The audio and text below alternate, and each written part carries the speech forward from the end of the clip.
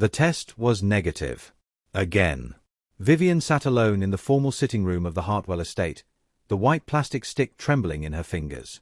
Outside, January rain streaked down windows that cost more than her childhood home. Inside, the silence pressed against her like something physical. She heard his footsteps before she saw him. The measured pace of Italian leather on marble. The slight pause at the doorway. She knew, without looking up, that he was checking his watch. Dominic's voice cut through the stillness with the precision of a scalpel. Well, she could not bring herself to answer. 3 years of marriage. 14 failed tests.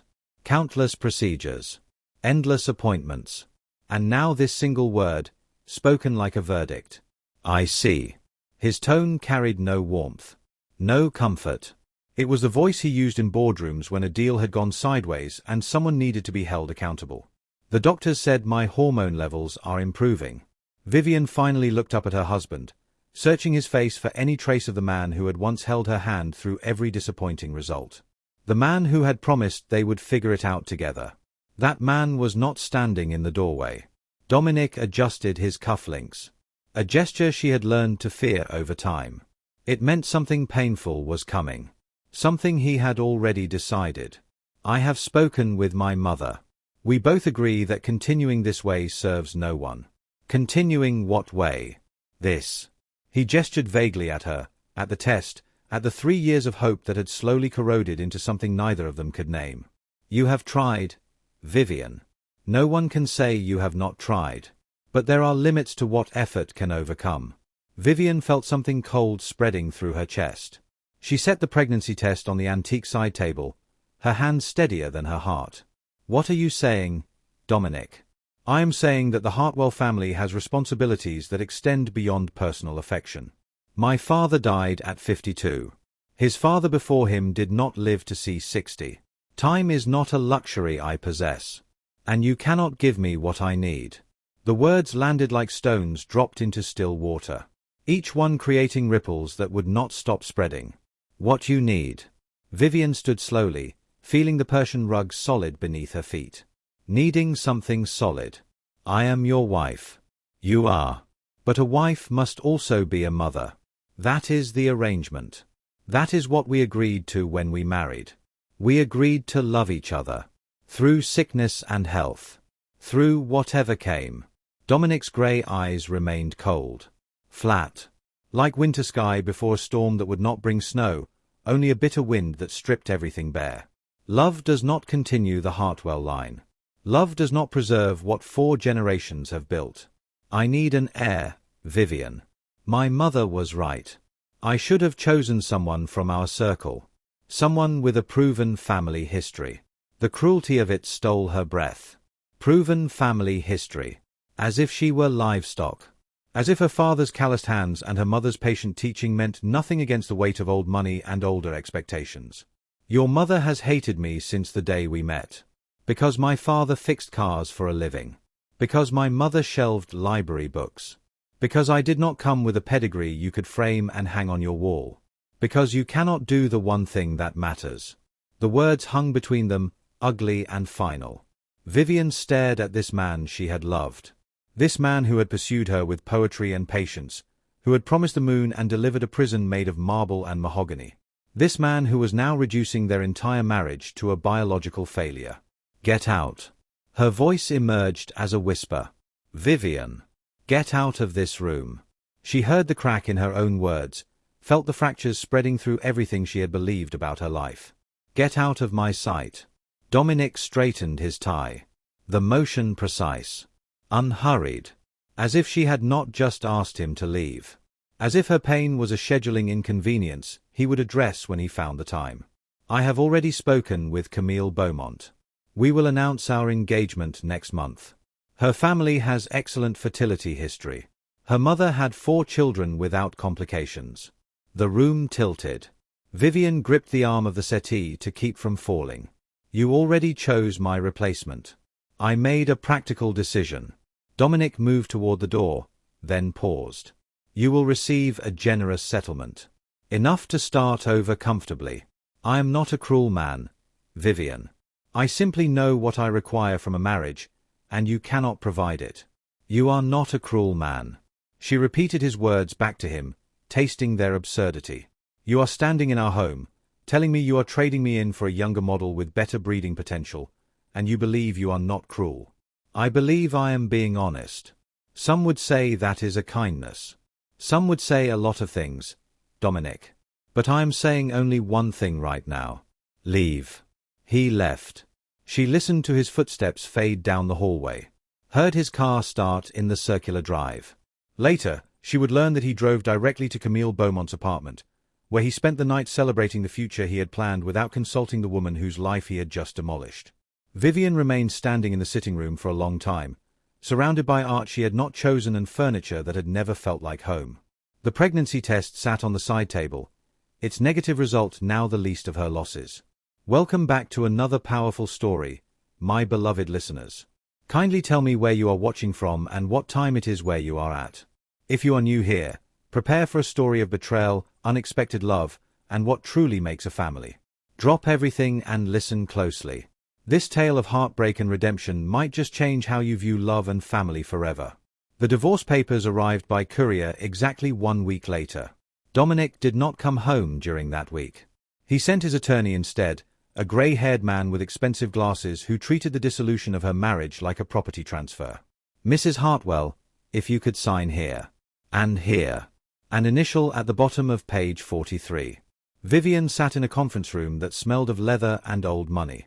Her own attorney, a younger woman she had found through a friend of a friend, watched the proceedings with barely concealed disgust.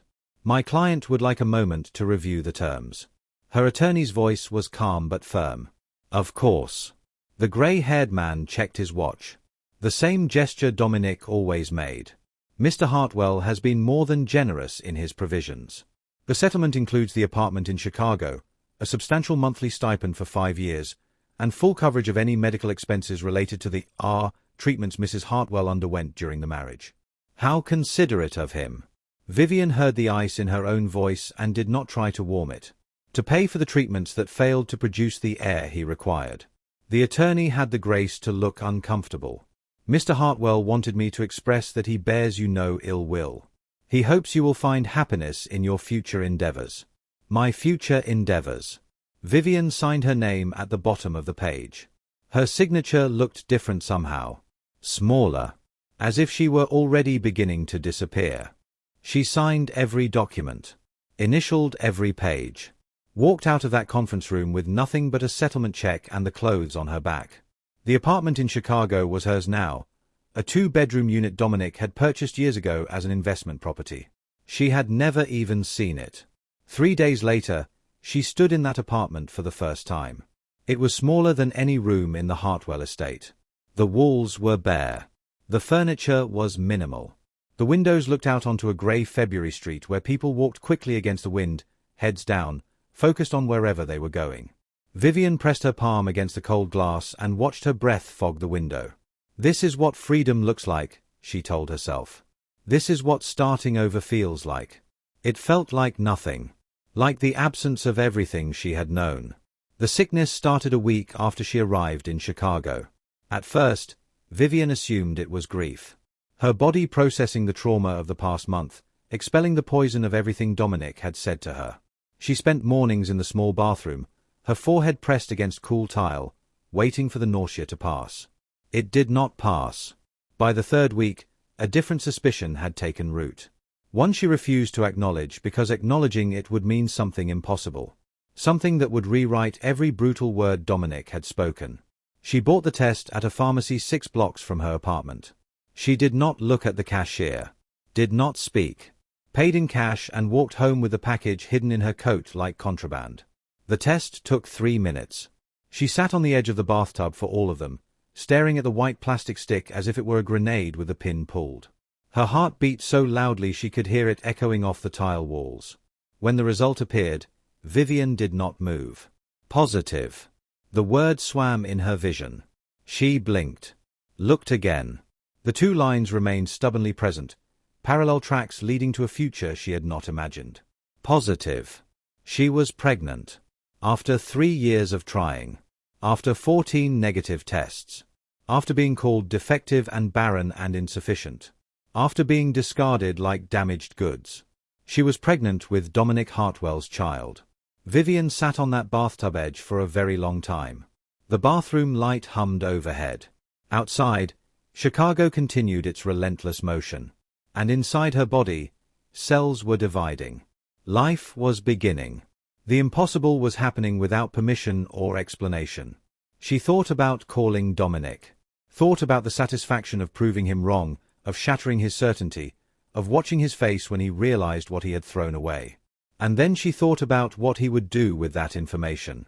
She thought about his mother, Eleanor, with her cutting remarks and her measuring stares. She thought about the Hartwell estate, its cold perfection, its crushing expectations. She thought about raising a child in that world, surrounded by people who had already decided she was worthless. No. The word came out of her mouth before she had consciously formed it. No. This child would never know that rejection. Would never feel insufficient. Would never be measured against some impossible standard of bloodline and breeding. This child would be hers. Only hers. Vivian placed her hand over her still flat stomach and made a decision that would define the next 8 years of her life. She would not tell him. The first ultrasound revealed what the home test could not. Dr. Reyes, a kind-faced obstetrician with silver threading through her dark hair, moved the wand over Vivian's abdomen while studying the monitor with increasing focus. Mrs. Marlowe. The doctor paused. Vivian had given her maiden name at registration, the first step in erasing Dominic from her life. I need you to look at something. Is something wrong? Vivian's heart seized. After everything, to lose this too would be more than she could bear. Not wrong. Dr. Reyes turned the monitor so Vivian could see. Just unexpected. Do you see this shape here? And this one? And this one? Vivian stared at the grainy black and white image. 3 small forms, barely distinguishable, like beans nestled together in a pod. Those are. She could not finish the sentence. Triplets. Dr. Reyes smiled gently. You are carrying 3 babies, Mrs. Marlowe. I would estimate you are about 9 weeks along. 3. The room seemed to shrink around her. 3 babies. 3 lives growing inside her. 3 mouths to feed, 3 futures to plan for, 3 times the expense and the exhaustion and the overwhelming responsibility. 3 miracles. Vivian started laughing. And then crying. And then some combination of both that left Dr. Reyes reaching for the tissue box she kept on her desk for exactly these moments. Is there someone I can call for you? The doctor's voice was gentle. A partner. A family member. Vivian wiped her eyes with the rough tissue. My mother. I need to call my mother. She made that call from the parking lot of the medical building, sitting in her second-hand car with the heat running and the engine idling. Mama. Vivian. Her mother's voice carried the particular warmth of a woman who had weathered her own hardships and emerged with her kindness intact. What is wrong? You sound strange. I am pregnant. Silence on the line. Then a sharp intake of breath. Does he know? No. And he is not going to know. We are divorced, Mama. He made his choice. And now I am making mine. Another silence. Longer this time. Vivian could picture her mother sitting at the kitchen table in the small Ohio house where Vivian had grown up, the same table where homework had been completed and Christmas cookies had been decorated and difficult conversations had been carefully navigated. How far along? 9 weeks. And Mama. It is triplets. The sound that came through the phone was somewhere between a gasp and a prayer. Vivian. Sweetheart. You cannot do this alone. I know. That is why I am calling. I will be there by Friday. Her mother's voice had shifted into the practical tone that meant plans were being made. I will give my notice at the library tomorrow. Mrs. Patterson has been wanting more hours anyway. I will sell the house. It was too big for just me anyway. Mama. No. You cannot sell the house. Papa built that porch with his own hands. And your papa would have sold that porch in a heartbeat if it meant being there for his grandchildren. There was steel beneath the gentleness now. The same steel that had carried her mother through her husband's sudden death from a heart attack 10 years earlier. The same steel Vivian had inherited without knowing it. I will be there Friday. You just keep those babies safe until I arrive. Vivian closed her eyes. For the first time since Dominic had walked away, she felt something other than grief or anger or fear. She felt hope. The pregnancy was difficult. Vivian had known, intellectually, that carrying triplets would be more demanding than a singleton pregnancy. What she had not known was how completely her body would be consumed by the process. The exhaustion was profound, bone deep, the kind of tired that sleep could not touch. The nausea lasted well into her second trimester. Her back ached constantly. Her feet swelled until none of her shoes fit. And through all of it, she continued preparing for medical school. She had applied during her marriage, a secret ambition that Dominic had tolerated as a hobby. Now it was her lifeline. The acceptance letter had arrived 3 weeks before her divorce, addressed to Vivian Sinclair because she had applied under her maiden name. She would begin classes in the fall. 8 months pregnant with triplets and starting medical school. It was insane. Everyone said so. Her mother said so gently, once, and then never again. The admissions office said so, suggesting a deferral. Her obstetrician said so while checking her blood pressure for the 3rd time in one visit. Vivian did not defer. She enrolled in summer coursework, sitting in the back of lecture halls with her swollen belly and her extensive notes. She studied flashcards during weekly ultrasounds. She memorized pharmaceutical interactions while timing contractions that came too early and too often. The babies arrived at 32 weeks, 8 weeks before their due date. Vivian was alone when her water broke. Her mother had gone to the grocery store for supplies, a 20-minute errand that would take her away at exactly the wrong moment. Vivian called an ambulance, managed to unlock the apartment door, and then collapsed onto the couch as her body began the work it had been preparing for. The delivery was a blur of bright lights and urgent voices. The babies were small, so terrifyingly small, each one whisked away to the NICU before Vivian could do more than glimpse their faces. Theodore was born first. 4 pounds 2 ounces. Grey eyes like his father. A serious expression even in his first hour of life. Grace came second. 3 pounds 14 ounces. Dark curls already visible on her tiny head. She cried loudly, indignantly, as if offended by the indignity of being removed from her comfortable home. Iris arrived last. The smallest at 3 pounds 6 ounces. Silent and watchful, her eyes tracking movement even through the incubator glass. Vivian spent 6 weeks shuttling between the NICU and her apartment, between pumping breast milk and studying for exams she could not afford to fail. Her mother was a constant presence, handling everything Vivian could not handle, which was nearly everything. The babies grew stronger. Their lungs developed. Their weights climbed gram by gram until finally, mercifully, the doctors declared them healthy enough to go home. Vivian carried Iris across the threshold of their small apartment while her mother carried Theo and a kind nurse carried Grace. It was April. Chicago was remembering how to be warm. And Vivian Sinclair, former wife of Dominic Hartwell, was now the mother of 3. She did not have time to think about what Dominic was doing.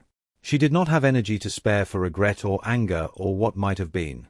She had feedings every 3 hours and diapers to change and textbooks to read during the rare moments when all 3 babies slept simultaneously. She had a life to build. And so she built it. Medical school while raising triplets was an exercise in controlled chaos. Vivian learned to study with a baby on each hip and one in a bouncer at her feet. She learned to take exams on 3 hours of sleep. She learned which professors would allow her to step out briefly when the daycare called, and which would mark her absent without appeal. Her mother was her partner in all of it. Margaret Sinclair had given up her quiet retirement, her book clubs and garden plots and peaceful evenings, to become a full-time grandmother. She never complained. Not once. Not even when Grace had colic for 4 months straight and no one in the apartment slept more than 2 hours at a stretch. You will remember none of this when they are older, her mother said during one particularly brutal night, walking a screaming Grace around the tiny living room while Vivian tried to soothe Theo and Iris simultaneously. You will remember only that they were small once. That they needed you. And that you were there. I do not know how you did this alone with me and Daniel. I had your father. Her mother's voice softened. And he had me. We took turns falling apart. That is what partners do. Vivian thought about Dominic then, in spite of herself. Thought about how he might have looked holding his children, these 3 perfect beings he had wanted so desperately. Thought about the help he could have provided, the resources that would have made everything easier. And then she thought about his cold eyes in that sitting room. His casual cruelty. His certainty that she was defective. No. She did not need his help. She did not want his money. She did not require his participation in the family he had tried to prevent her from having. Vivian graduated from medical school 4 years later, standing in a black robe with 3 toddlers in the audience. Theo sat solemnly on his grandmother's lap, already reading picture books far above his age level. Grace wiggled constantly, her energy boundless even in a crowded auditorium. Iris watched her mother cross the stage with quiet intensity, absorbing everything. During her residency, things became simultaneously harder and easier. The hours were brutal, sometimes 36-hour shifts that left her hollow and aching. But the work itself was meaningful. She was good at it. Her hands were steady. Her mind was sharp. She could see patterns other residents missed, solutions that emerged from the chaos of emergency medicine like order from entropy. She specialized in cardiothoracic surgery because it was the most demanding field she could find. Because every attending who discouraged her only fueled her determination. Because she needed to be excellent, not just competent. She needed to be undeniable. By the time she completed her fellowship, she had offers from hospitals across the country. She chose Boston. It was a decision that surprised everyone, including herself. Boston was where she had been married. Where she had been diminished. Where Eleanor Hartwell still held court at charity galas and society luncheons. But Boston was also where the best opportunities existed. Boston Metropolitan Hospital was recruiting aggressively for their cardiothoracic department. The position came with research funding, a path to department chair, and the kind of professional respect that would have seemed impossible 8 years earlier. The children were 7 when they moved. Old enough to understand that their mother was important, that her work mattered, that the long hours she spent at the hospital were part of something larger than any of them. Theo had already announced his intention to start a business when he grew up. He kept notebooks full of ideas, products he wanted to create, problems he wanted to solve. His mind worked like a machine, logical and precise. Grace painted constantly, covering every available surface with color and emotion. Her teachers sent notes home expressing concern about her unconventional approach to art class assignments, but Vivian recognized the gift for what it was. Grace saw the world differently. She always had. Iris wrote stories. Long, elaborate tales about children who went on quests and discovered that the treasure they sought had been inside them all along. She was the quietest of the 3, the one who watched and listened and understood more than she revealed. They knew their father existed. Vivian had not lied about that. But she had been careful about what she shared. Your father and I made a decision before you were born that we would live separate lives. She had told them this on a rainy Sunday afternoon when Theo had asked directly why he did not have a dad like some of his classmates. It was not the right situation for any of us. But I want you to know that I have never regretted having you. Not for one single moment. You 3 are the best thing that ever happened to me. Does he know about us? Grace had asked. No. He does not. Why? Vivian had considered lying. Had considered some gentle fiction that would protect everyone. But her children deserved truth, even when truth was complicated. Because when your father and I were married, he said some things that hurt me very much. He did not believe I could have children. And when I found out I was pregnant with you, I decided that you deserved to grow up without feeling that doubt. Without anyone ever making you feel unwanted. So he thinks you are barren. Theo had used the word with clinical precision. He read everything, understood everything, filed everything away. He did. Yes. But you had us. I had you. And that is all that matters now. The children had accepted this explanation with the remarkable adaptability of the young. They had a mother who loved them. They had a grandmother who doted on them. They had each other. The absence of a father was simply a fact of their lives, neither tragic nor remarkable. Until the morning Vivian received the page that changed everything. It was an ordinary Tuesday in November. The leaves had turned and fallen. The first frost was threatening. Vivian had just finished her rounds and was reviewing surgical schedules when her pager buzzed with the code for an emergency consultation. She made her way to the private wing, the section of the hospital reserved for patients whose wealth could buy discretion and dedicated nursing staff. The head of cardiology met her in the hallway, his expression grim. "Dr. Marlowe. Thank you for coming so quickly. We have a situation." "What kind of situation?" "VIP patient.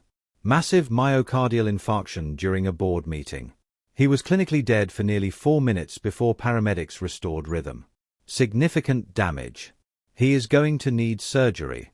Vivian nodded, her mind already shifting into the focused state that preceded every complex case.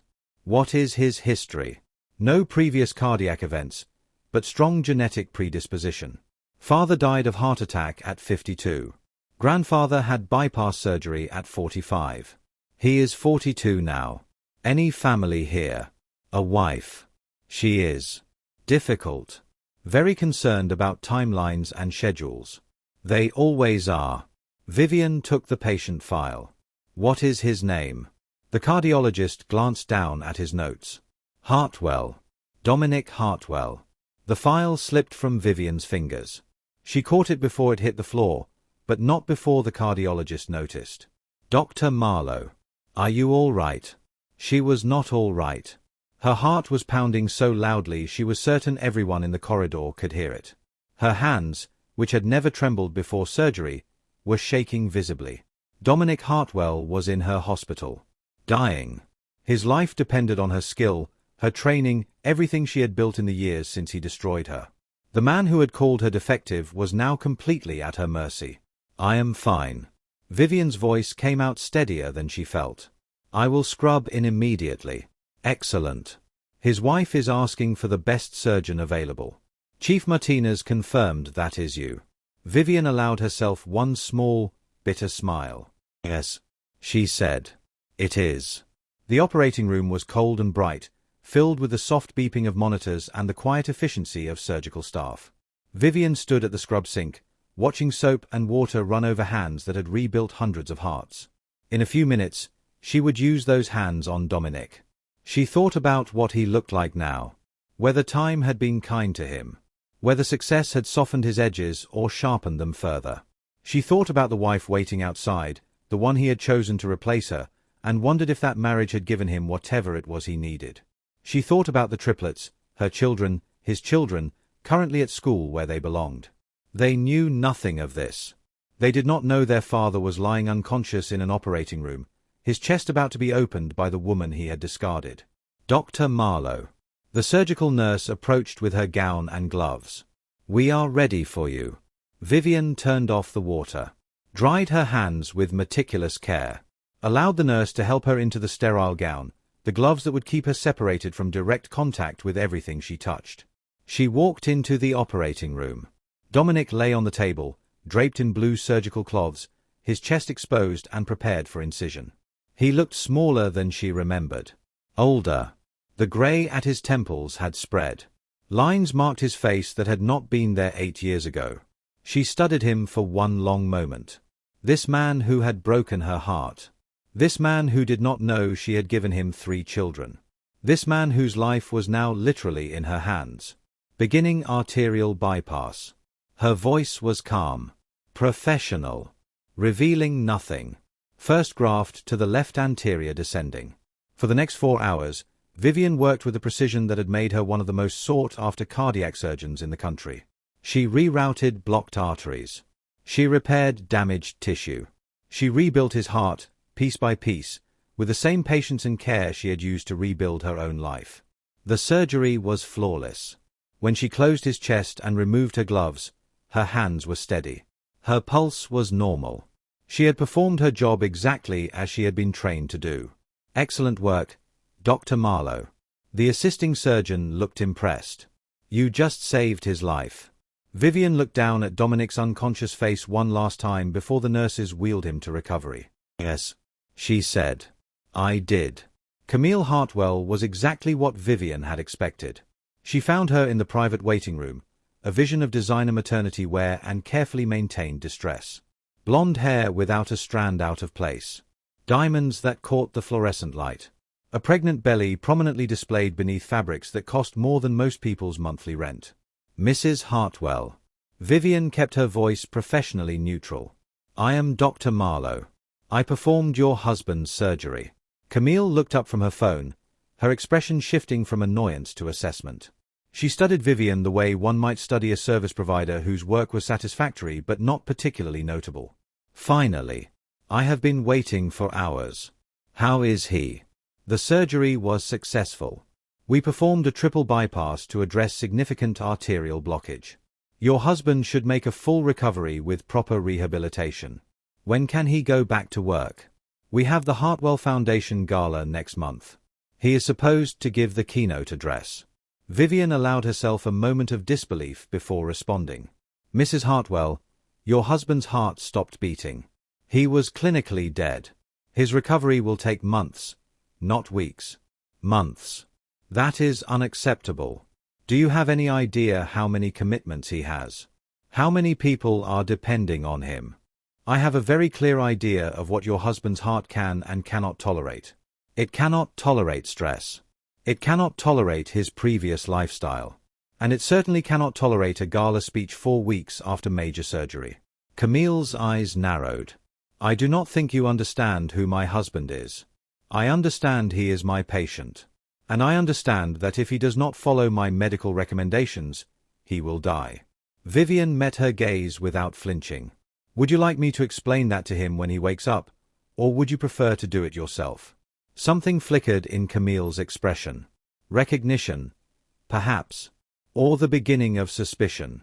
What did you say your name was? Dr. Marlowe. Marlowe.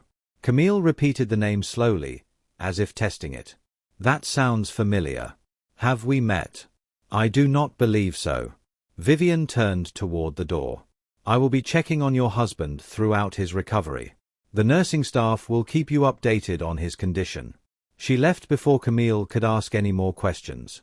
Dominic woke the next morning. Vivian had planned to send another doctor for the initial check. Had told herself she did not need to see his face when recognition dawned. But when the nursing station paged her with news that the patient was conscious and asking for his surgeon, she found herself walking toward his room despite every instinct urging her to stay away. He looked fragile, propped against the hospital pillows. The confident CEO who had once dismissed her so easily was now attached to monitors and 4 lines, his skin pale, his breathing careful. His eyes were closed when she entered. She had a moment to observe him undetected, to note the changes time had carved into his features. Then his eyes opened. Good morning, Mr. Hartwell. Her voice betrayed nothing. I am Dr. Marlowe. I performed your surgery yesterday. He stared at her. She watched the confusion surface, followed by doubt, followed by the slow dawn of impossible recognition. Vivian. Dr. Marlowe. She corrected. But you. You are. He struggled to sit up, wincing at the pain in his chest. What are you doing here? I am your cardiac surgeon. Your heart was failing. I repaired it. Do you remember anything from before you lost consciousness? I was in a board meeting. There was pain. He was still staring at her as if she might be a hallucination. And then nothing. Until now. Until you. Vivian checked his monitors, her movements methodical. Your vitals are stable. The surgery was successful. You will need to remain in the hospital for at least a week, followed by several weeks of cardiac rehabilitation. Vivian. Please. She stopped, turned to face him fully. He looked at her with an expression she had never seen before. Something uncertain. Something that might have been fear. I am not the Vivian you knew. That woman does not exist anymore. I am Dr. Marlowe, your surgeon. Our relationship is strictly professional.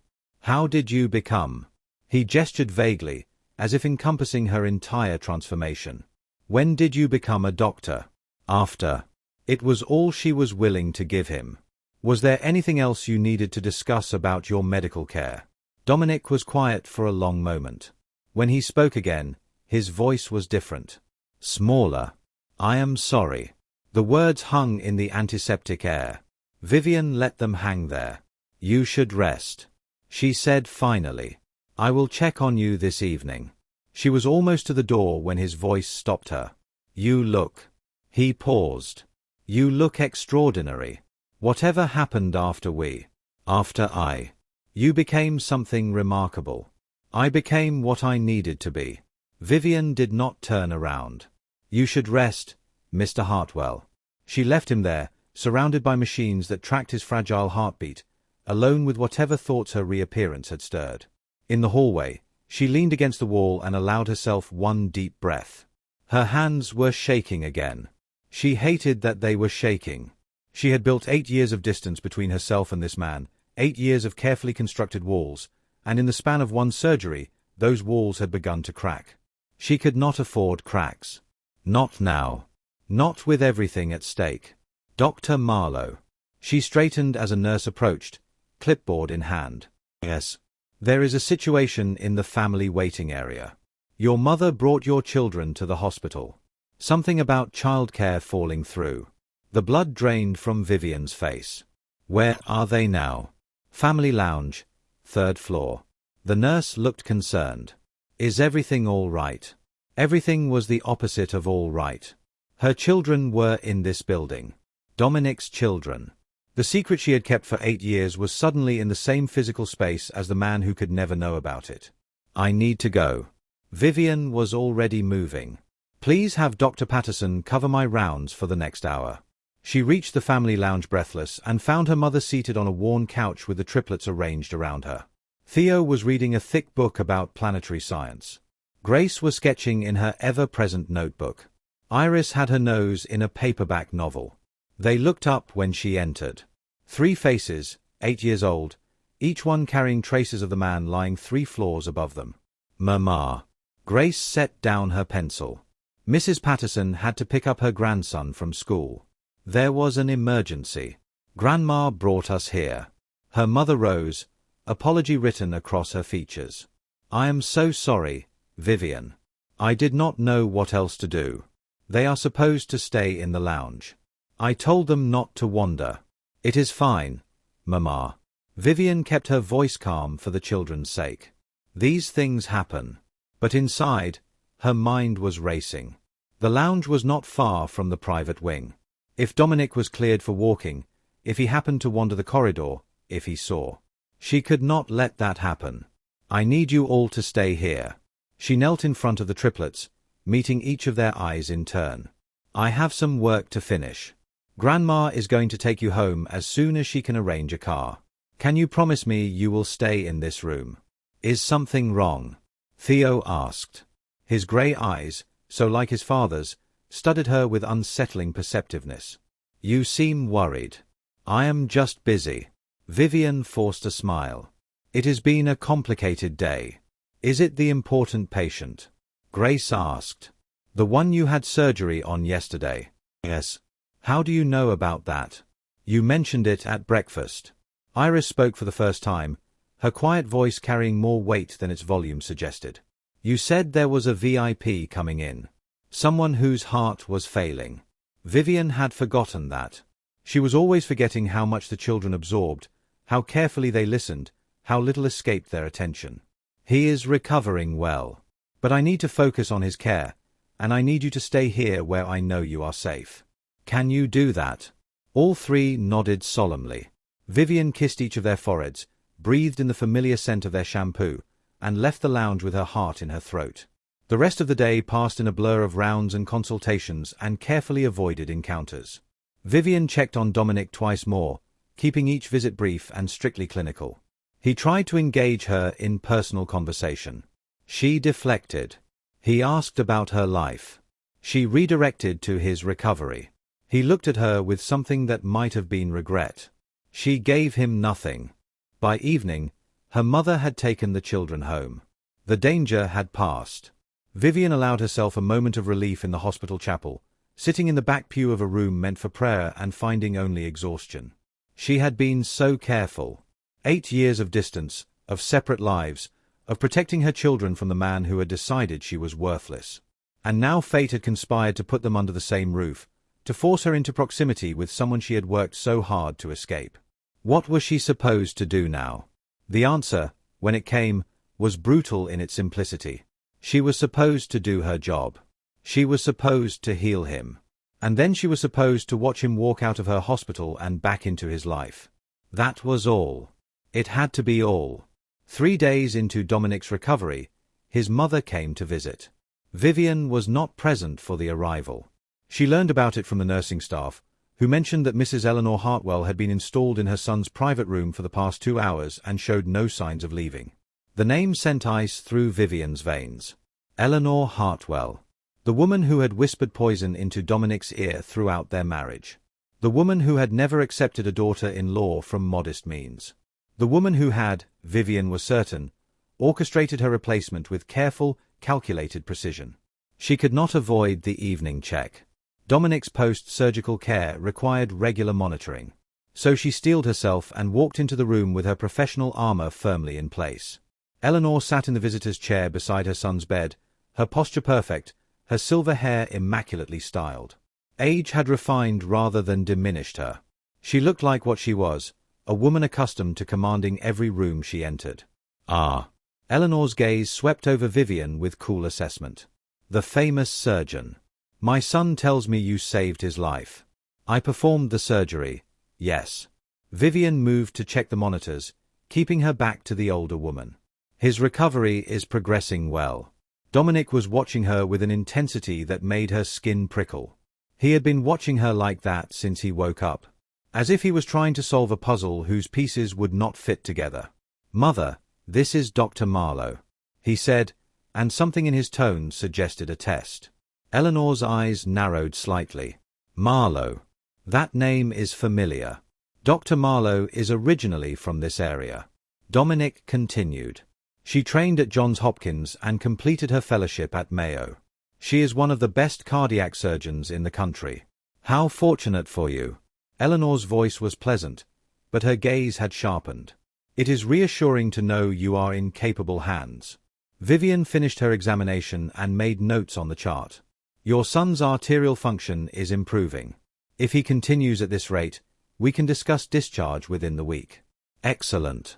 Eleanor rose, gathering her designer handbag with practiced grace. I do hope you will convey to the staff how important it is that Dominic receive the best possible care. The Hartwell name carries certain expectations. All patients at Boston Metropolitan receive excellent care, Mrs. Hartwell, regardless of their name. Something flickered in Eleanor's expression. A recognition, perhaps. A memory trying to surface. You speak very directly, Dr. Marlowe. I appreciate that in a physician. I find clarity prevents misunderstandings. Vivian met the older woman's gaze without flinching. Is there anything else I can help you with? No. I believe we are finished here. Eleanor touched her son's hand briefly. I will visit again tomorrow, Dominic. Camille sends her love. She is resting at home per doctor's orders. Of course. Eleanor swept out of the room, leaving a faint trace of expensive perfume in her wake. Vivian waited until the footsteps faded before turning back to her patient. Dominic was still watching her. You changed your name back, he said quietly. I use my professional name. Sinclair was your maiden name. Marlowe is different. My mother's maiden name. I chose it when I started medical school. She did not explain why. Did not tell him that she had wanted nothing connecting her to her former life. To him. I am trying to understand something. Dominic shifted against his pillows, wincing slightly at the movement. The woman I knew 8 years ago. The one I. He stopped. Started again. She was not planning on medical school. She had no surgical training. She was. I was a decoration. Vivian finished for him. Something pretty to stand beside you at parties. Something that would eventually produce the heirs your family required. That is not. That is exactly what I was. What you wanted me to be. The difference is that I decided to become something else. He was quiet for a long moment. When he spoke, his voice was stripped of its usual confidence. I made a terrible mistake. Yes. She agreed. You did. Vivian. Please. Can we talk? Really talk. Not as doctor and patient. As what? Dominic. As former spouses. As strangers who happen to share a marriage that ended badly. As two people who owe each other honesty. She almost laughed. The idea that he would lecture her about honesty, after everything he had said. After everything he had done. You want honesty. Fine. You broke me. 8 years ago, you looked at me like I was defective merchandise and you broke me. And then I put myself back together. Without you. Without your money. Without your family name. I built something out of nothing, and I did it alone. He flinched. Visibly. As if she had struck him. I know. You know nothing. You know what it looked like from the outside. You have no idea what it cost. Then tell me. His voice was raw. Tell me what it cost. Vivian stared at this man who had once been her husband, who still did not know what she had taken from their failed marriage, what she had kept. I have other patients to see, she said finally. Your nurse will check on you in an hour. She left before he could respond. Left before she said something she could not take back. The truth was a weight she had carried for 8 years. Some days it felt lighter. Some days it threatened to crush her. But it was hers. The children were hers. And she was not ready to share them with a man who had proven himself capable of such casual cruelty. Maybe she never would be. The children came to the hospital again 3 days later. This time, Vivian had made arrangements. Her mother would stay with them in a conference room on a different floor, far from the private wing. They would do homework. They would have snacks. And when Vivian's shift ended, they would all go home together. The plan was sound. The plan should have worked. But Theo had finished his homework early. And Theo had questions about the hospital. And Theo had inherited his father's determination to pursue whatever caught his interest.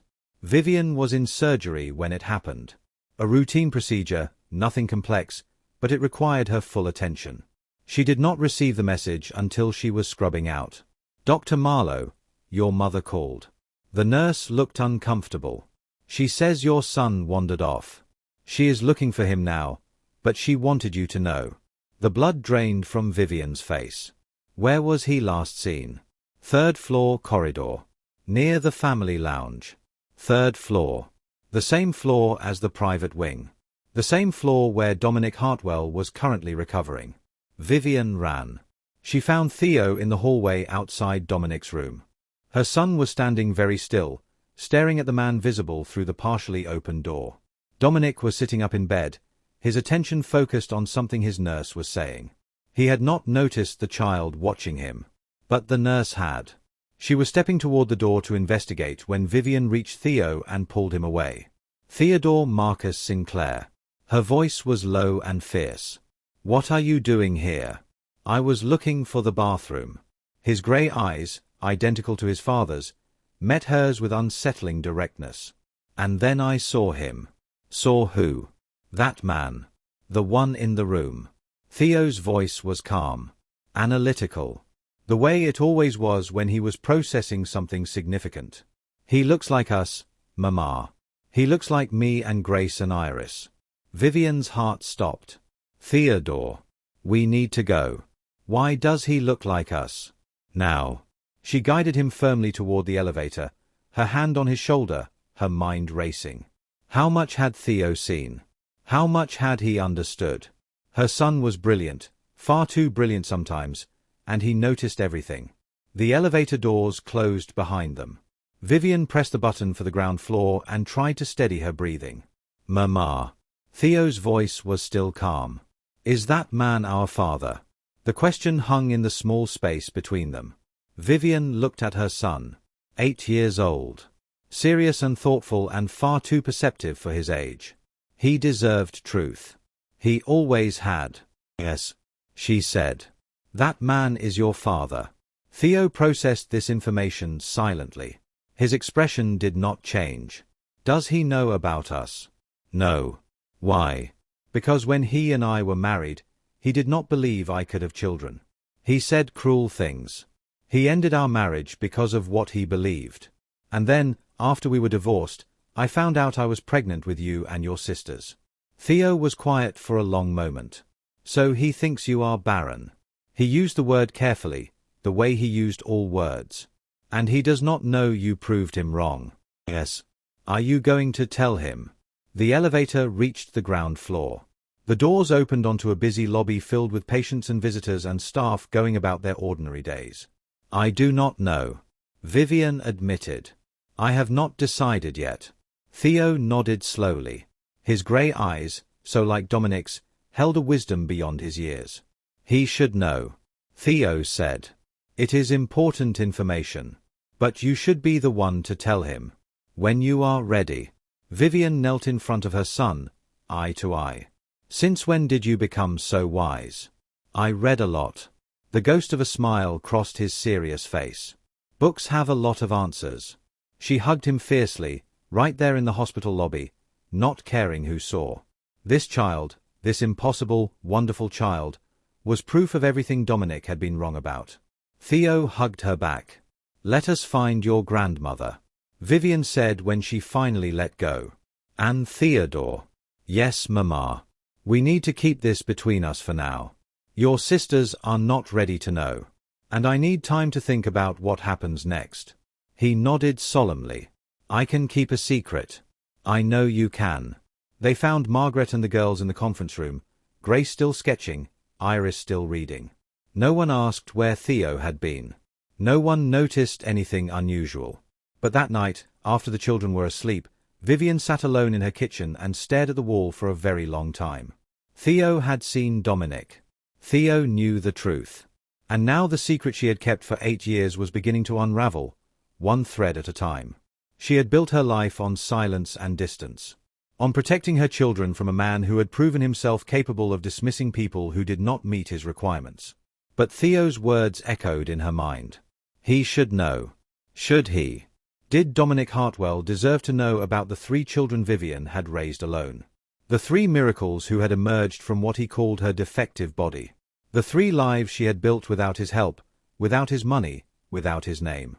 Did he deserve any of it? She thought about the man in the hospital bed. The way he looked at her now, with something that might have been regret. The way he kept trying to apologize, to explain, to make amends for damage that could never be undone. She thought about Eleanor and Camille and the whole glittering world of the Hartwells, a world that had rejected her completely. A world that would claim her children if given the chance. And she thought about justice.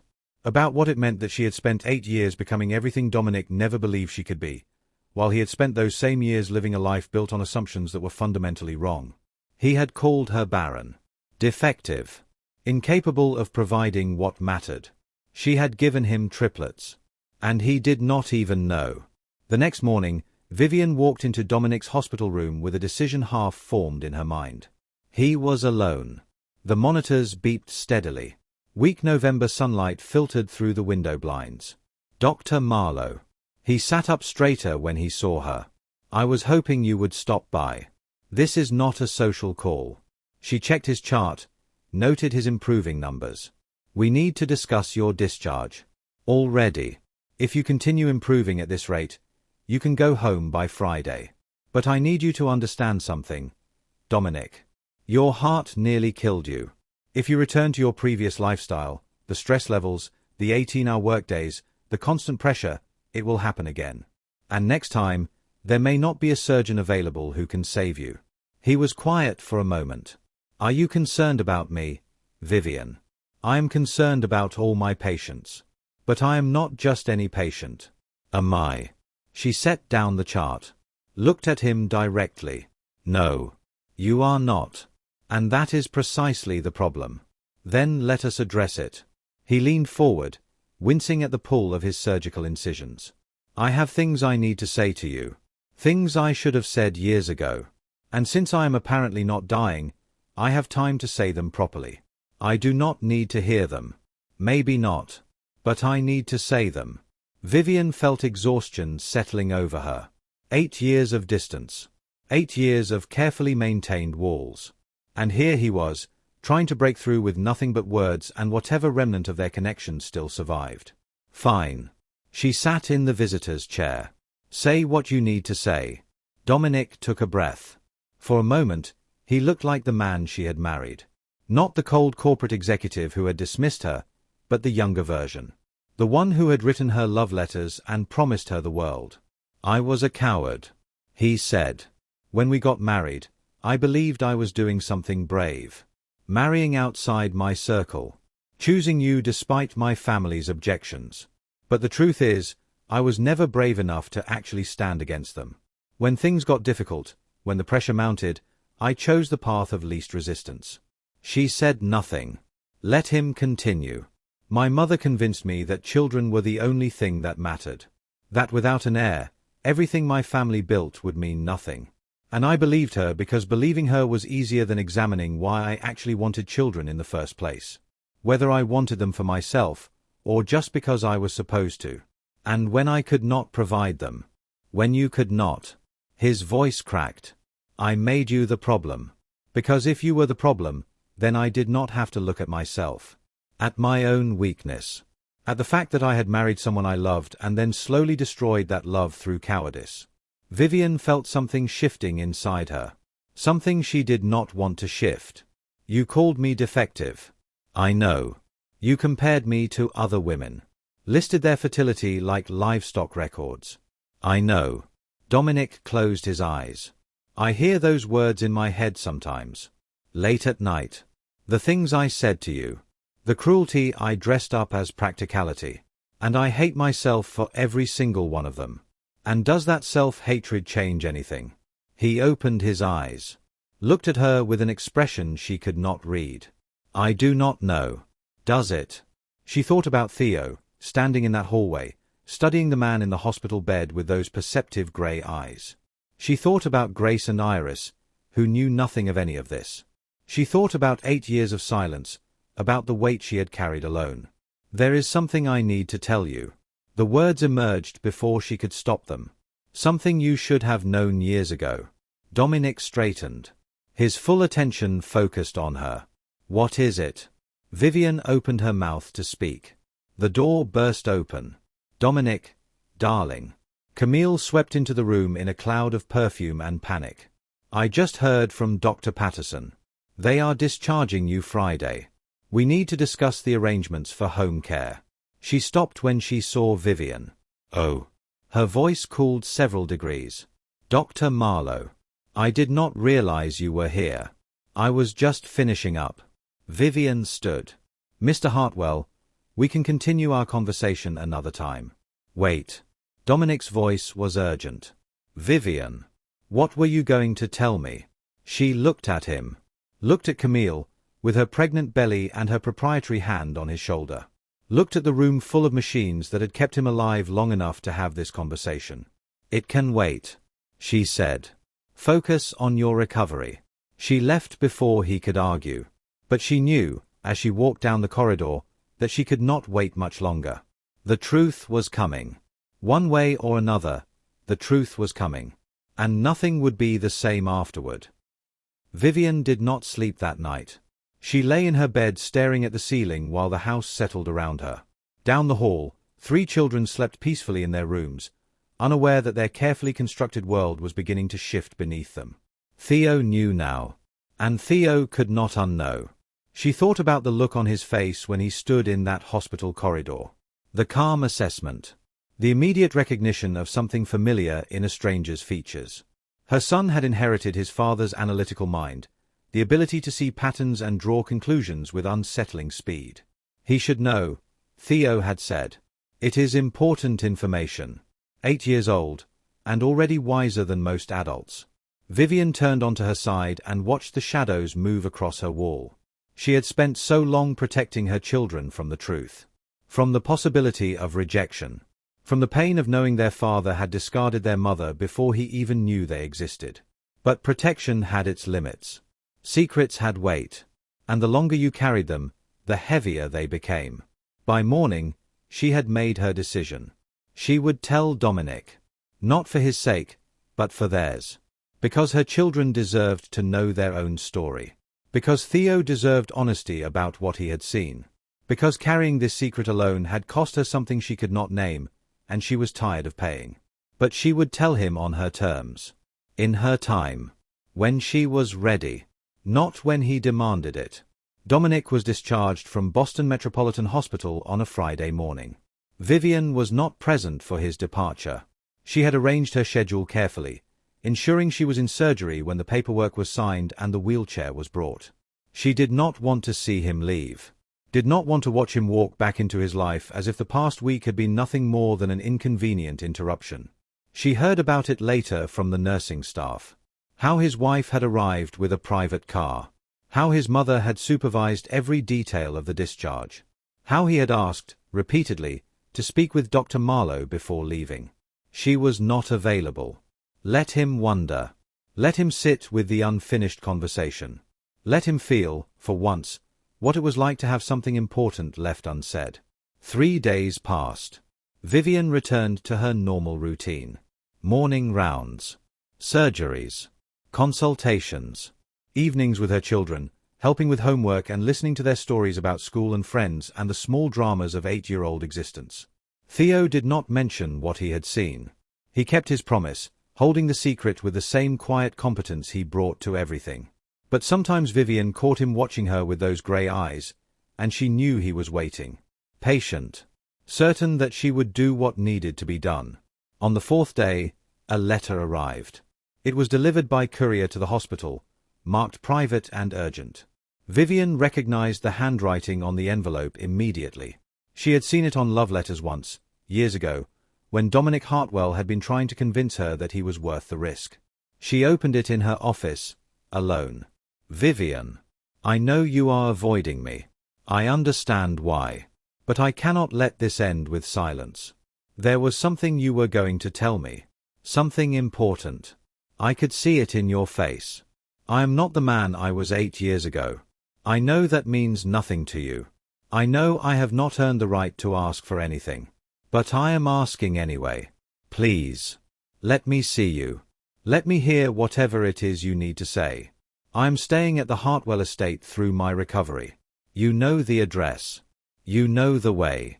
Come when you are ready. I will be waiting. Dominic. Vivian read the letter twice.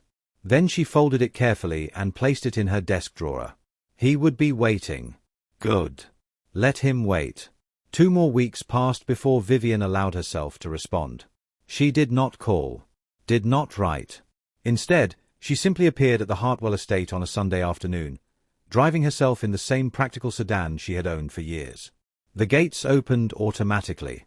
The security system recognized her license plate, a remnant from her time as the lady of the house. Some things, apparently, had not been updated. The estate looked exactly as she remembered. The manicured grounds. The fountain in the circular drive. The imposing facade of old money and older expectations. She had lived here for 3 years, and it had never felt like home. A housekeeper she did not recognize answered the door.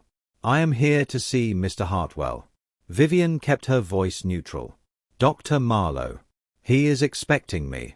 The housekeeper's expression flickered with something like curiosity, but she said nothing. Simply nodded and led Vivian through the familiar halls to the study where Dominic was waiting. He looked better than he had in the hospital. Some color had returned to his face. He was dressed in casual clothes rather than a hospital gown. But the lines around his eyes remained, and he moved carefully when he stood to greet her. You came. His voice carried relief and something else. Something that might have been hope. You asked me to. I have been asking for 3 weeks. You chose today. I chose when I was ready. Vivian remained standing near the door. Is Camille here? No. She is at her mother's estate for the weekend. Some kind of baby shower planning. And your mother? In Palm Beach. She winters there now. So we are alone. We are alone. Vivian looked around the study. The same leather chairs. The same mahogany desk. The same portraits of Hartwell ancestors staring down with painted disapproval. This was the room where Dominic had told her their marriage was over. Where he had listed her failures like items on a spreadsheet. The room had not changed. But she had. Sit down, she said. This is going to take a while. Dominic sat in one of the leather chairs. Vivian remained standing. She needed the height. Needed to look down at him for once. You want to know what I was going to tell you in the hospital? She began. The truth is, I have been carrying this for 8 years. And I am tired. Carrying what? Vivian took a breath. Steadied herself. 3 weeks after our divorce was finalized, I discovered I was pregnant. The words landed like stones in still water. She watched the ripples spread across Dominic's face. Confusion first. Then calculation. Then the slow, terrible dawn of understanding. Pregnant. His voice was barely a whisper. With triplets. 2 boys and a girl. They were born at 32 weeks. They spent 6 weeks in the NICU. And they are 8 years old now. Healthy. Brilliant. Perfect in every way. Dominic stared at her as if she had spoken in a language he did not understand. I have children. I have children. Vivian corrected. You have nothing. But they are. They are mine. They are mine. I carried them. I raised them. I paid for every doctor's appointment and every school event and every midnight fever. I held them when they cried and taught them to read and explained why they did not have a father like other children. Why did you not tell me? The question hung between them. Vivian had known it was coming. Had prepared her answer over 8 years of silence.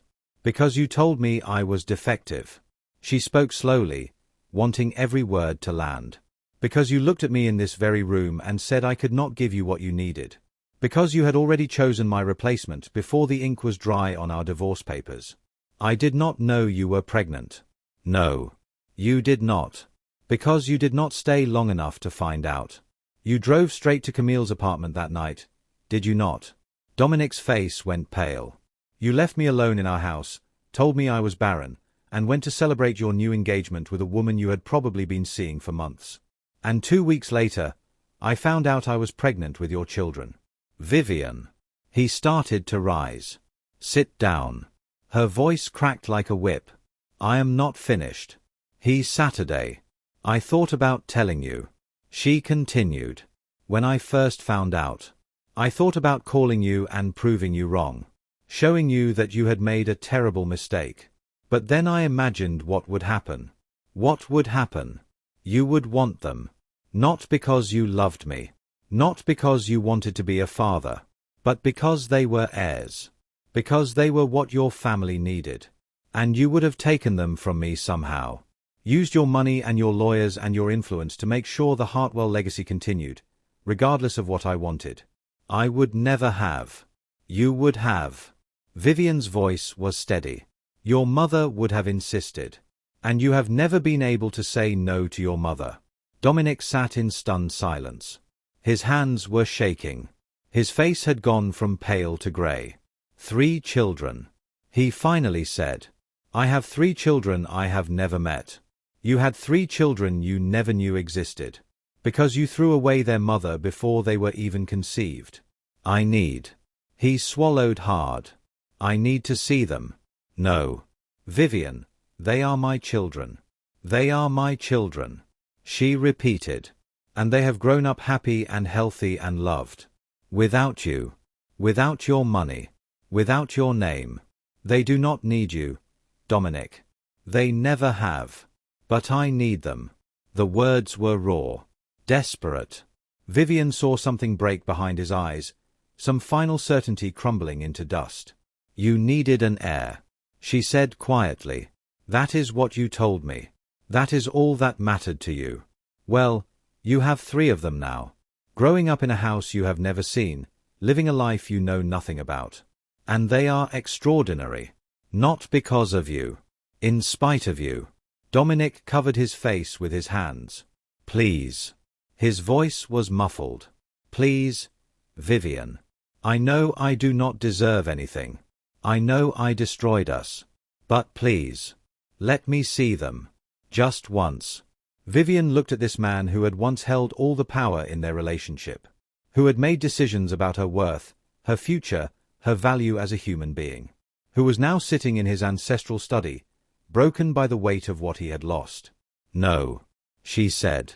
Not yet. She left him there, alone with his ghosts. The following weeks were complicated. Dominic called. Vivian did not answer. He sent letters. She did not respond. He had his lawyers reach out to hers, carefully worded inquiries about visitation rights and parental claims. Her lawyer called her with the news. They are being careful.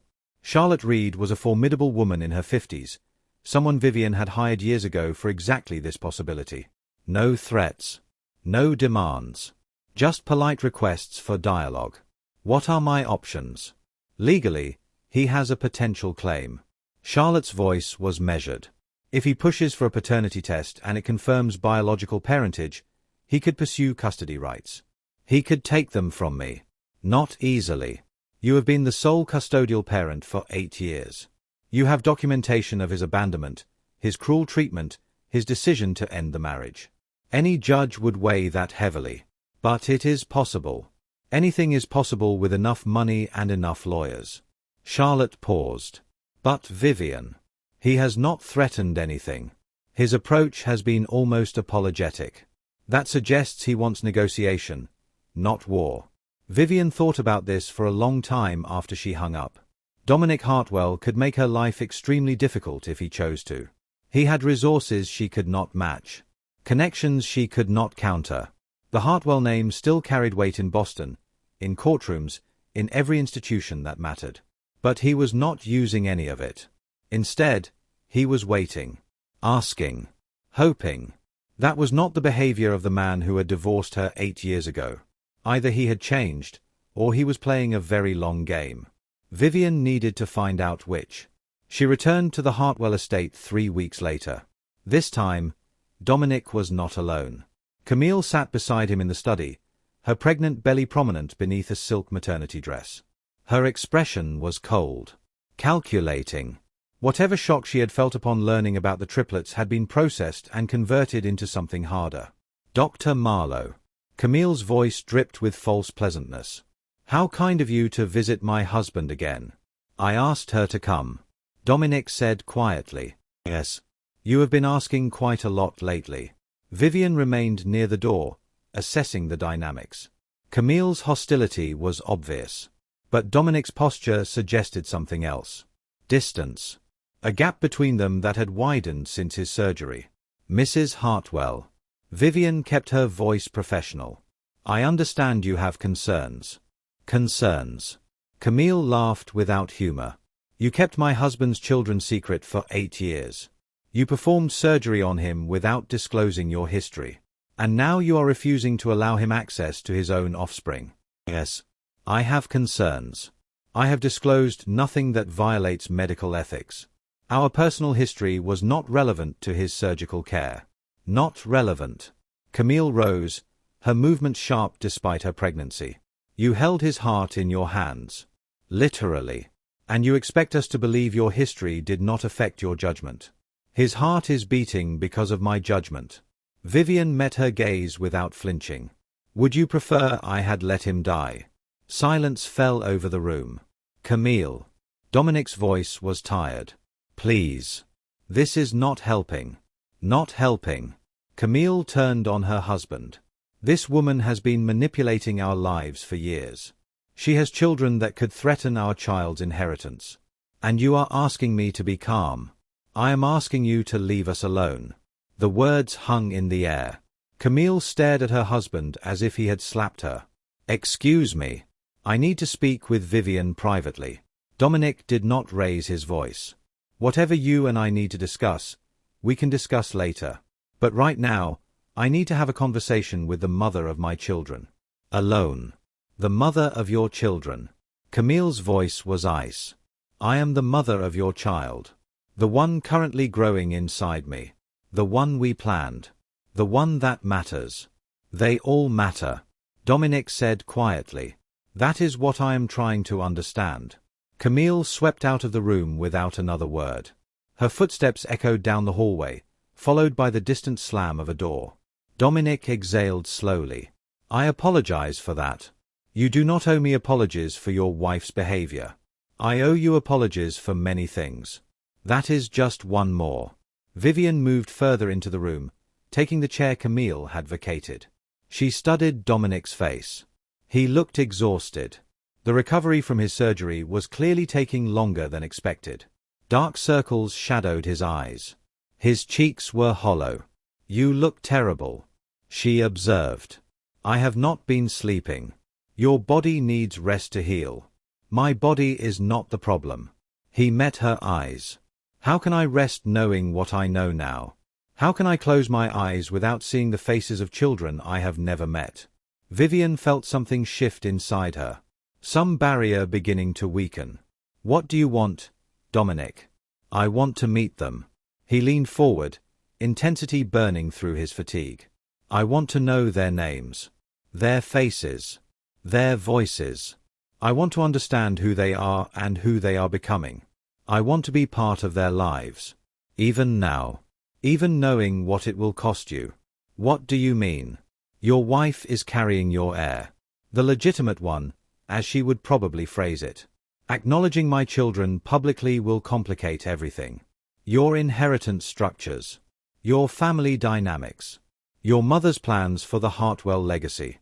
I do not care about any of that. You cared about it 8 years ago. The words were not cruel. Just factual. Dominic absorbed them like blows he knew he deserved. I cared about the wrong things. He said finally. I spent 8 years married to a woman who sees me as a status symbol. 8 years building a company that nearly killed me. 8 years trying to live up to expectations that were never really mine. What expectations were they? My mother's. My father's memory. 4 generations of Hartwells who built something and demanded it continue. He shook his head slowly. I thought I was preserving a legacy. I did not realize I was sacrificing everything that actually mattered. Vivian considered this. You sound different. I nearly died, Vivian. I was clinically dead for 4 minutes. And in the week since, I have had nothing but time to think about what my life actually amounts to. And what does it amount to? A company I do not care about. A marriage without love. A mother who controls more than I ever admitted. And 3 children I never knew existed. He looked at her with something that might have been despair. I threw away the only person who ever loved me for myself. And I cannot even ask you to forgive me because there is nothing I can do to earn it. Vivian was quiet for a long time. Their names are Theodore, Grace, and Iris. She said finally. Theo is the oldest by 3 minutes. He is analytical. Serious. He wants to start a business someday. Grace is the artist. She sees the world in colors and emotions that most people miss. Iris is the writer. The quiet one. She notices everything and says very little, but when she speaks, it matters. Dominic listened with the focus of a man hearing sacred text. They sound extraordinary. They are. What do they know about me? That you exist. That you and I were married. That things ended badly and you could not be part of our lives. Do they hate me? They do not know you well enough to hate you. Vivian paused. But Theo saw you. In the hospital. He recognized the resemblance. He asked me directly if you were his father. What did you tell him? The truth. That you are. And that you did not know about them. What did he say? He said you should know. That it was important information. That I should tell you when I was ready. Dominic closed his eyes. Tears tracked down his face. He sounds like you. He sounds like both of us. The silence stretched between them, heavy with 8 years of absence. I will not promise you anything, Vivian said at last. But I will consider letting you meet them. Once. Supervised. If you can prove to me that you will not hurt them the way you hurt me. How do I prove that? I do not know. That is for you to figure out. She stood to leave. At the door, she paused. Dominic. Yes. Do not make me regret this. She left him sitting alone in his ancestral study, surrounded by portraits of Hartwells who had never been told no. Surrounded by the weight of a legacy he was only beginning to understand. The first meeting was scheduled for a Saturday in December. Vivian chose the location carefully. A public park, neutral ground, far from both the Hartwell estate and her own home. Somewhere the children would feel comfortable. Somewhere she could control the environment. She told them the night before. Tomorrow, we are going to meet someone. She sat on the edge of Grace's bed, the 3 children gathered around her. Someone I used to know a long time ago. Who? Iris asked. Theo answered before Vivian could. Our father. Grace and Iris turned to stare at their brother. How do you know that? Grace demanded. I saw him. At the hospital. When Mama was working. He looks like us. Vivian watched her daughters process this information. Grace's expression shifted through surprise, curiosity, and something that might have been anger. Iris simply watched, her quiet eyes absorbing everything. Is it true, Mama? Iris asked finally. Yes. It is true. Your father is going to meet us at the park tomorrow. He wants to know you. Why now? Grace's voice was sharp. Why does he want to know us now when he has not wanted to know us for our whole lives? Because he did not know you existed. Vivian spoke carefully, aware of the weight of every word. When your father and I divorced, I did not know I was pregnant yet. And when I found out, I made a decision not to tell him. Why? Because I was angry, and hurt, and scared. Because he had said some very cruel things to me, and I did not trust him not to say cruel things to you. What kind of cruel things? Theo asked. He said I could not have children. That there was something wrong with me. He was wrong. Obviously. But at the time, I believed if I told him about you, he might try to take you away from me. Or he might reject you the way he rejected me. The children were silent. I do not want to meet him. Grace said finally. You do not have to. Vivian pulled her daughter close. None of you have to do anything you do not want to do. But I thought you should have the choice. I want to meet him. Theo said. I have questions. Of course he did. Vivian almost smiled. Iris. She turned to her youngest. What do you think? I think I want to see him. Iris spoke slowly, choosing her words with characteristic care. I want to know what he looks like when he talks. Whether his eyes are kind or not. And if they are not kind, then we will know. And we can leave. Vivian hugged all three of them, drawing them close like she had done on countless nights when they were smaller. When their questions were simpler. When the answers did not carry the weight of years. No matter what happens tomorrow. She said into their hair. You are my children. You always will be. Nothing anyone says or does can change that. We know, Mama. Grace whispered back. We know. The park was cold and grey when they arrived. December in Boston meant bare trees and frost on the ground. Vivian had bundled the children in warm coats and scarves. They walked together toward the designated meeting spot, a bench near the frozen pond where ducks normally gathered but had long since departed for warmer waters. Dominic was already there. He stood when he saw them approaching. Vivian watched him take in the sight of his children for the first time. 3 figures walking through winter mist. 3 faces that carried echoes of his own. She saw his hands tremble. Hello. Vivian stopped a few feet away. Children, this is Dominic Hartwell. Dominic, these are Theodore, Grace, and Iris. Dominic stared at them like a man seeing a miracle. Hello. His voice was rough. Uncertain. Thank you for coming. Theo stepped forward first. You look like the pictures Grandma showed us. Of when Mama was young. What pictures? Wedding pictures. Theo's gaze was analytical. Assessing. Grandma has a box of them.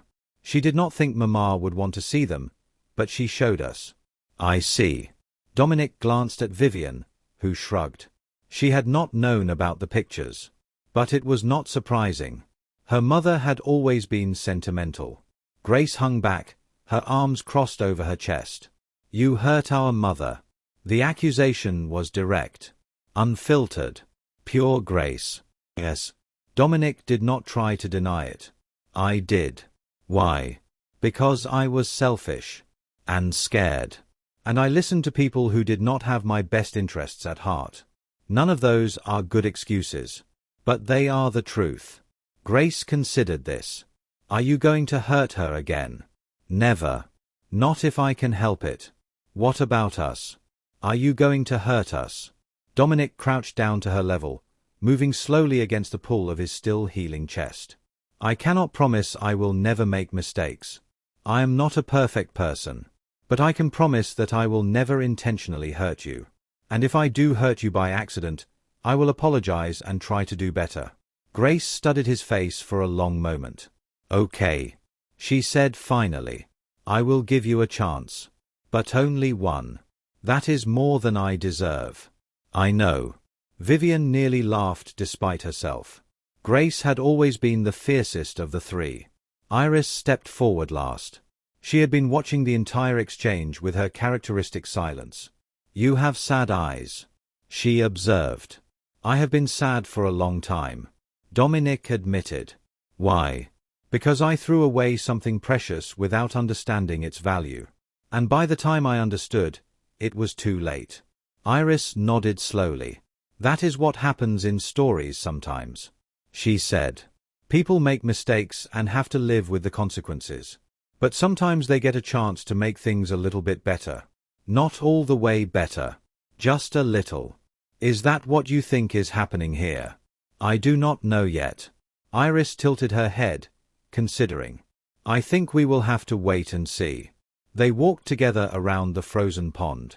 Dominic asked questions about their lives, their schools, their interests. Theo explained his business ideas with characteristic enthusiasm. Grace described her latest art project with passionate detail. Iris shared the premise of a story she was writing about a princess who discovered that the treasure she sought had been inside her all along. Vivian walked slightly behind, watching her children interact with their father for the first time. It was strange. Painful in ways she had not anticipated. Beautiful in ways she had not expected. Dominic was gentle with them. Attentive.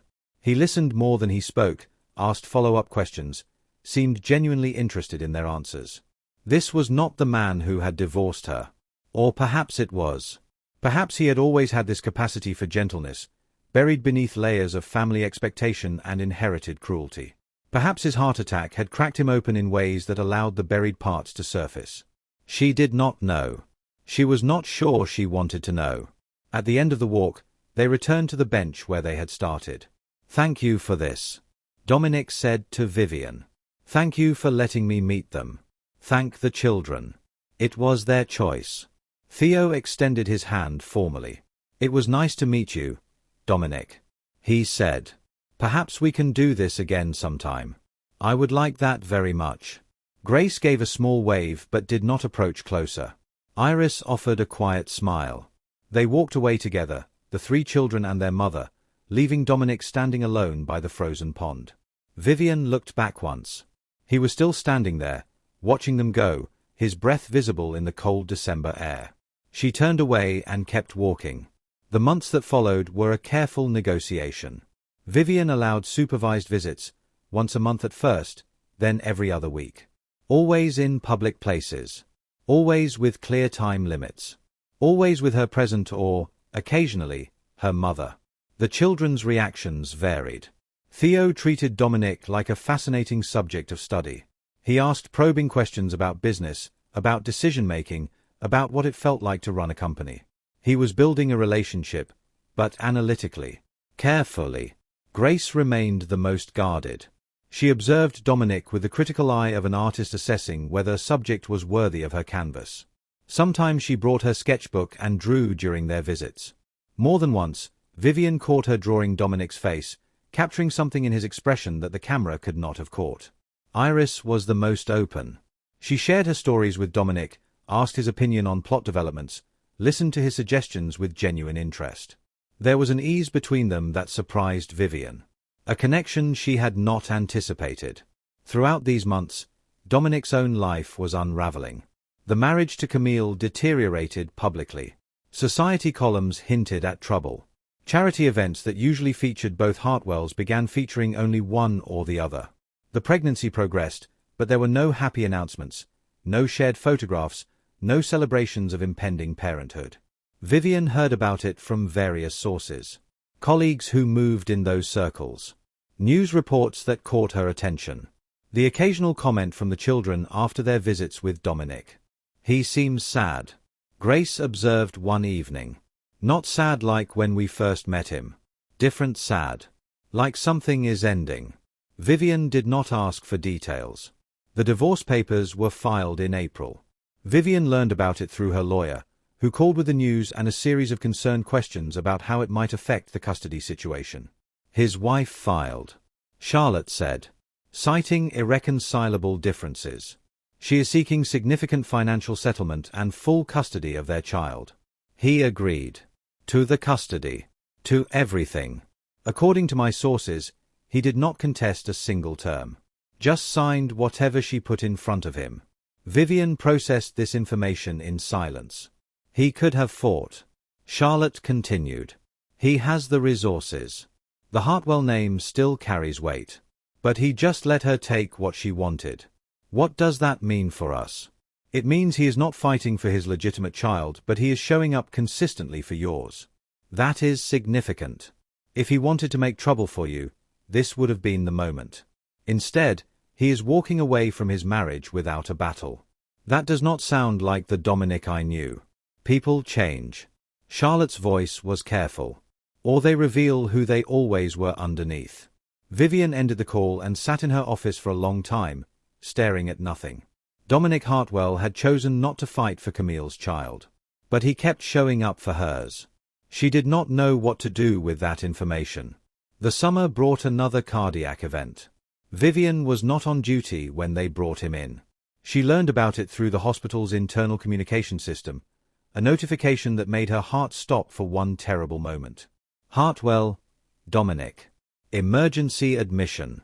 Cardiac arrest. Condition critical. She ran to the cardiac intensive care unit without thinking. He was unconscious when she arrived, surrounded by monitors and medical staff working frantically to stabilize his condition. Dr. Patterson, her colleague, was leading the team. What happened? Vivian demanded. Collapsed at a board meeting. Second major cardiac event. We are trying to stabilize him now. Will he need surgery? Possibly. We need to see what we are dealing with first. Patterson glanced at her. You should not be here, Vivian. Conflict of interest. I know. But she did not leave. Could not leave. She stood in the corner of the room, watching her colleagues fight for the life of the man who had once destroyed hers. The man who had called her defective. The man who was now the father of her children in more than just biological terms. They stabilized him. The surgery was less invasive than his first, a stent placement rather than a bypass. But the message was clear. Dominic Hartwell's heart was failing. The stress of his life was killing him, regardless of whatever lifestyle changes he had attempted to make. Vivian visited him when he regained consciousness. His eyes opened slowly. Found her face. A small smile crossed his lips. You are here. I work here. Remember. You should not be in my room. Professional ethics. Probably not. But you are here anyway. Vivian sat in the chair beside his bed. The children were upset when they heard. She said. Theo asked if you were going to die. Grace cried, even though she pretended she did not. Iris wrote you a story about a king whose heart was broken but learned to heal. They know. I told them. They have a right to know what is happening. Dominic closed his eyes. Tears leaked from the corners. I keep disappointing them. You keep surviving. That is something. Is it enough? Vivian looked at this man who had once seemed invincible. Who had wielded power like a weapon. Who was now lying in a hospital bed, reduced to the most fundamental question of human existence. I do not know. She said honestly. But it is a start. The recovery was slow. Dominic stepped down from his position at Hartwell Pharmaceuticals. The announcement made headlines. The company's stock fluctuated before stabilizing under new leadership. Eleanor Hartwell issued a public statement expressing confidence in the transition, carefully omitting any mention of her son's health or personal circumstances. Vivian watched all of this from a distance. But the children did not watch from a distance. They demanded more visits. More time. More access to this father who had suddenly become fragile in a way that frightened them. Theo began reading medical textbooks, trying to understand what was happening to Dominic's heart. Grace painted a series of images she called hearts, abstract works in red and blue that Vivian found unsettling in their raw emotion. Iris wrote story after story about healing and second chances and the strange arithmetic of forgiveness. He needs to see them more. Vivian's mother said one evening. They need to see him more. Before it is too late. Too late. Vivian looked up sharply. His doctors say the prognosis is good with proper care. Doctors always say that. Margaret's voice was gentle. But you know better than anyone how quickly things can change. How suddenly a life can end. Those children have only just begun to know their father. Do not let your old wounds prevent them from having whatever time they can have with him. This is not about old wounds. Is it not? Vivian did not answer. The following weekend, she drove the children to Dominic's new apartment. It was modest by Hartwell standards. 2 bedrooms in a quiet neighborhood. No housekeepers. No security staff. Just a man rebuilding his life from scratch. He answered the door himself. His movements were slower than before. But his face lit up when he saw the children. You came. We came. Theo said. Mama said we could spend the afternoon. Vivian watched her children enter their father's home. Watched them explore his space with curious eyes. Watched them settle onto his couch as if they belonged there. Call me when you are ready to be picked up, she said to Dominic. You are not staying. Not today. She left before he could respond. Left before she could change her mind. The afternoon stretched into evening. The evening into multiple visits. The visits into a routine. Vivian found herself spending more time with Dominic than she had intended. First as the supervising parent. Then as an observer. Then, gradually, as something else. They talked about the children. About his health. About her work. About the years they had spent apart and the choices they had made and the consequences that had followed. I think about that day sometimes, Dominic said one evening. They were sitting on his small balcony while the children watched a movie inside. The day I told you we were done. I try not to think about it. I cannot stop thinking about it. The cruelty. The coldness. The way I reduced you to a single function and discarded you when you failed to perform it. You were young. I was wrong. There is a difference. Vivian looked out at the evening sky. What do you want, Dominic? Really? After everything. I want time. He said quietly. With them. With you, if you will allow it. I want the chance to prove that I am not the man who hurt you. That I can be something better. And if you cannot, then at least I will have tried. At least they will know I tried. Vivian considered this. The children love you, she said finally. Despite everything. Despite the lost years. They love you. I do not deserve it. No. You do not. But love is not about deserving. It is about choosing. And they choose to love you anyway. What about you? The question hung in the air. I am not ready, Vivian said. I may never be ready. But I am willing to try. That is the most I can offer. It is more than enough. They sat together in the gathering darkness, 2 people who had hurt each other deeply, watching the first stars emerge over a city that had witnessed both their destruction and their rebuilding. Nothing was forgiven. Not fully. Not yet. But something had shifted. Some door had opened that could not be closed again. What happened next would be up to them. 1 year later. The wedding was small. Private. Nothing like the elaborate affair that had marked Vivian's first marriage to Dominic all those years ago. They gathered in the garden of her mother's house, the one Vivian had grown up in, the one her father had built with his own hands. The triplets stood beside their mother as she spoke her vows. Dominic's hands trembled as he spoke his. There were no Hartwell family members present. Eleanor had not been invited. The society columns would not carry photographs of this event. No one would know about it except the people who mattered. Theo served as ring-bearer with characteristic seriousness. Grace provided artwork for the programs, a watercolor of 2 hearts slowly mending. Iris wrote a poem that she read aloud, her quiet voice carrying across the small gathering. Love is not a straight line, she read. It bends and breaks and sometimes disappears entirely. But if you are lucky, if you are patient, if you are willing to look for it in unexpected places, it comes back. Different than before. Stronger, maybe. Or at least more honest. Vivian looked at her daughter, overwhelmed by the wisdom in one so young. She looked at her sons, standing tall beside her, accepting this new chapter with the adaptability she had tried to teach them. She looked at Dominic, this man who had broken her and then been broken himself, who had walked away from everything he thought he wanted in order to earn what he actually needed. This is not a fairy tale ending. She had told the children the night before. We are not pretending that the past did not happen. We are choosing to build something new anyway. With open eyes. With honest hearts. We know, Mama. Grace had said.